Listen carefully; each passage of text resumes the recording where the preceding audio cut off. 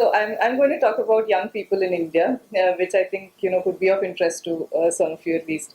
So I've titled it "The Surging Public and the Youth Unrest in India." I'll mostly be talking. I'm not an academic. I'm a journalist, so I'll not be talking about references and academic jargon perhaps. But I'm talking about my reporting experiences and how I encountered what my encounters with young people in India were when I reported from one part of the country to another. And I'm slightly proud in saying that I did report from Kashmir to Kerala. A lot of stories on young people.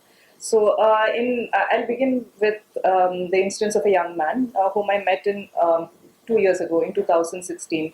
In mid 2016, I met this person who called himself Rajesh, but that was not his real name. But because he did not want to be identified by his real identity in front of a larger audience, this was an assumed name. So, but it was not because he was part of any band.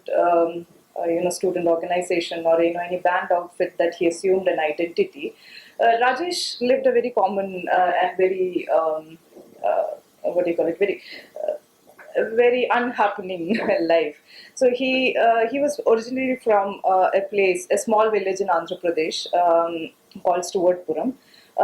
So now the state of Andhra Pradesh actually has 60 to 62% of its population, which is dependent on agriculture. But Rajesh's family did not own land in the state. However, the literacy rate of Andhra Pradesh is around 67%, which is lower than the literacy rate, the average literacy rate in India, which is 74%. But Rajesh did get education in this particular state from the small village. He studied till intermediate, and later on he wanted to move away from the village that he grew in, and he wanted to go and stay, as far away from possible to the nearest town, then to the next nearest town. And when I met him in 2016, he came across as an average young person, but unfortunately, his life seemed to be shrouded in this mystery of anonymity, of craving anonymity. So, what I figured when I interviewed him was that Rajesh belonged to this Adivasi community, a tribal community, which was enlisted by the British colonial masters in the Criminal Tribes Act of 1871. Under this act, as many of you might know, several tribes were classified as criminal by birth. So there were a lot of Adivasi communities who were enlisted in this particular act, and while this list actually got erased over a period of time, a person like Rajesh, who was born, he was 25 to 26 years of age, I mean, so who was born in this modern India, he still carried this colonial tag of being a criminal, which was, and that tag actually followed him into the first quarter of 21st century. So the fact that he was born a Yerukala, which is the name of the community that he belongs to, and that he was born in this village called Stuartpuram. In fact, there is a film called Stuartpuram by Chiranjeevi, which is a blockbuster film. The fact that he was a Yerukala man and he belonged, that he was born in this village, which is known for its population of thieves, was a center of existence of this young man, Rajesh. When I interviewed him, I think that I could have the first impression which I got was to write a story about this young man and his exclusion in modern India. But during the course of the interview, Rajesh convinced me. It was not I. It was not I who took the initiative, but Rajesh convinced me that his story was not just about exclusion. It was not just about living in the margins. He convinced me that there was a part of him which could not have been explained if I was not familiar with youth agitations in India. So in this young man from this very small village in Guntur, he had never traveled to Hyderabad in his in his 25 years of life. There was no need why he should go to Hyderabad, even though Hyderabad was the capital of both Andhra Pradesh and Telangana at that point of time. So he traveled to Hyderabad in January 2016. because a 26-year-old student, a 26-year-old Dalit student of University of Hyderabad had killed himself. His name was Rohit Vemula, and there was a series of agitations which had happened soon after after his suicide. So Rajesh, when he traveled there, there was this part of him which knew something about Rohit Vemula. So Rohit Vemula was a Dalit student who was thrown out of, who was first suspended because there was a tiff between two student organizations, and he got caught in the middle of it. I mean, of course, I mean, a lot of people know about the story, so I'm not going into the details of it. But he was first suspended. They took him back. Later on, he was suspended from hostel, and the most important part was that he, along with four other Dalit students who were also student leaders of University of Hyderabad, were not allowed to gather as a group in public, which was almost like 144 section. And they were also not allowed to contest an election. That means that their political right to express themselves was curtailed. So Rohit killed himself, and in his last note, which most of you might be familiar with, but anyway, I shall quote from it, and it is important. In his last note, he wrote, "The value of a man was reduced to his immediate identity and nearest possibility, to a vote, to a number, to a thing. Never was a man treated as a mind, as a glorious thing made up of stardust. In every field in studies, in streets, in politics, and in dying and living. I am writing this kind of letter for the first time, my first time of a final letter. Forgive me if I fail to make sense. My birth is my fatal accident." These words, which was translated into Telugu and which was published in almost all newspapers, at least parts of it in Telangana and Andhra Pradesh, is what made a person like Rajesh go to Hyderabad, a capital city which he had never visited. And he went to the University of Hyderabad, which he never wanted to go in the first place, and never ever thought of wanting to go. He went there and he joined the protest, the protest for justice for Rohit Vemula. And when I interviewed him several months later, in June 2016, he told me something which struck me very. Which really struck me. So what he said was, like me, Rohit was branded a criminal because he tried to make his life better. So there was this connection, there was a sense of oneness which this young man from Guntur felt with Rohit Vemula, who was sitting in Hyderabad. Though the trajectories of the lives of these two people were entirely different, though they were in a sense two different people, who were diverse in views, who were diverse in backgrounds. One was a Dalit and another was an Adivasi. Rohit Vemula was somebody who excelled in almost everything that he did, that he cleared national eligibility test twice, that he excelled in his Jawahar Navodaya Vidyalaya, that he went for higher education and then finally into PhD. Whereas Rajesh was somebody who was born with the criminal tag, who always wanted to shun his identity. When Rohit was searching for his identity, Rajesh was trying to shed it. So these two existence at one point of time comes into collision, and that oneness, I believe, is what created the youth unrest in India. So, and this is not just about Rohit Vemula or these two characters called Rohit Vemula or Rajesh.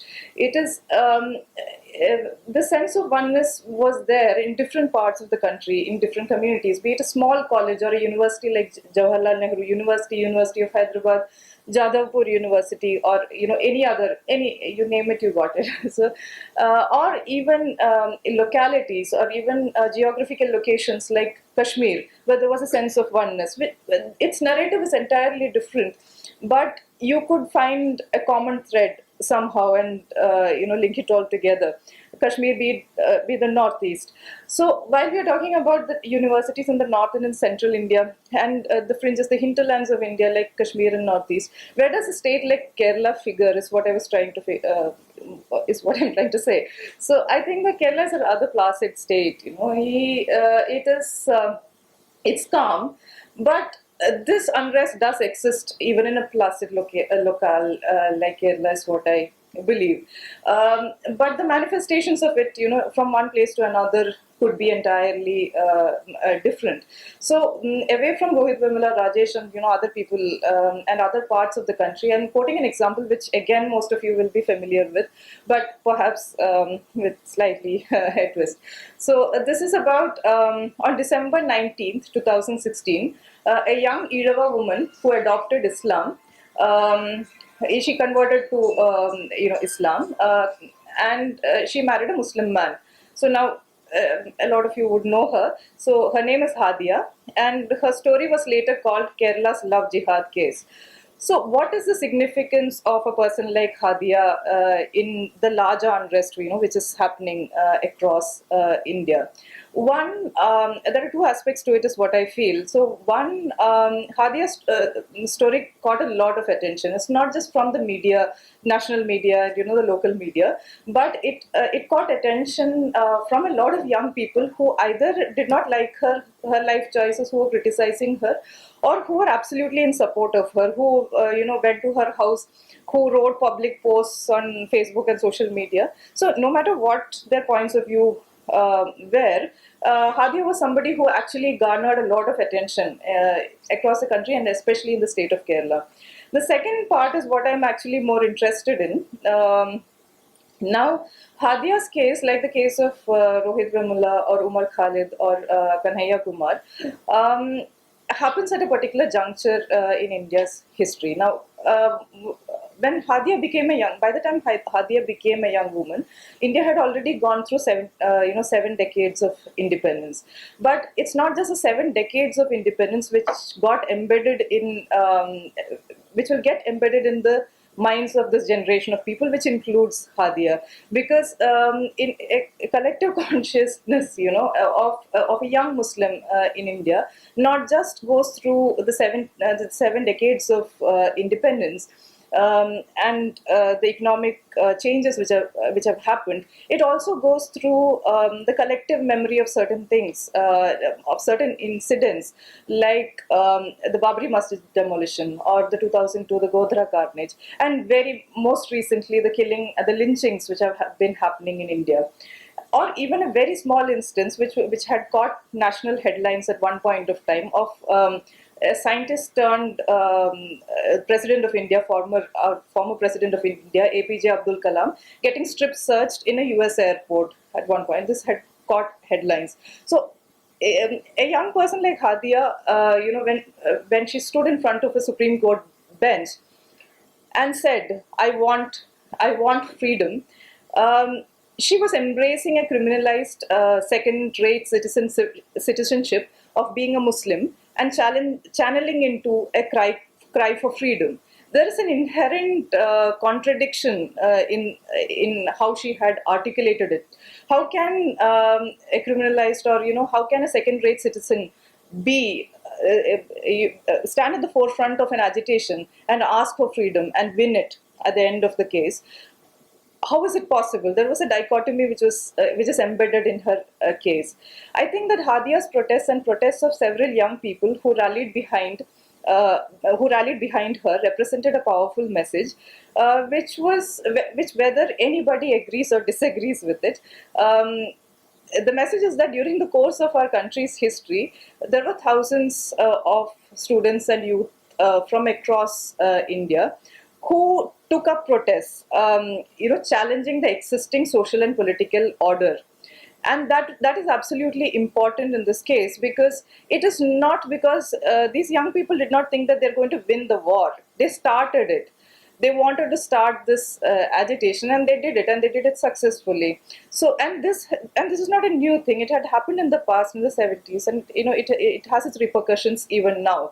So, whether the course of democracy will change or not, I feel that these efforts of young people will be monumental, be it in educational institutions or even small colleges, or in mohallas, where people who are ghettoized live. So my thesis, I think, or what I'm trying to present is that while building anything new, or while talking about resilience, I think that this towering presence of the efforts of young people should be taken into account, especially when the task is that of rebuilding an egalitarian state after the devastation caused by floods. So the need of the hour is that we recognize the voices of young people in the country, not just recognize them, but also understand the diversity with probably when I say diversity, it can also be a cacophony at times, so which is a very challenging task. However, the point is to take stock of the situation and look at the society through the eyes of through the eyes and struggles of the young people in the country. So and this I believe is important because I have been talking only about experiences, but I should just go to the numbers. So around 50% of our population are below the age of 25 years, and 35% of the population are between population is between 15 to 34 years of age. So that means that our population has, as a young population, has peaked in 2011, and this would mean that we are sitting on a demographic, what is called a demographic dividend, which is translated into the ratio of dependency ratio, or the ratio of working age population to the non-working age population, number of people working as against the people who are dependent on them. So this demographic dividend, according from Kapil to World Bank, everybody is interested in this. So this demographic dividend can be reaped, or it can turn into a demographic bomb. This is what the policymakers in this country are worried about, or sometimes they don't seem to be so worried about it. Anyway, this is something which is important. So the demographic dividend, whether it will be of any value, also depends on the locale that you are living in. Now, if you were to look at a state like Kerala, where I know that it is not easy to draw a parallel from a North Indian state to a South Indian state, because histories, cultures, economy, everything is different. But going by the sheer numbers in Kerala, a 3.34 crore population, out of that 1.07 crore is just between the age group of 10 to 24 years. That means that one third of the population is between this age group, which is called youth. So you can only imagine that how many young people will be there, under the age group of 25.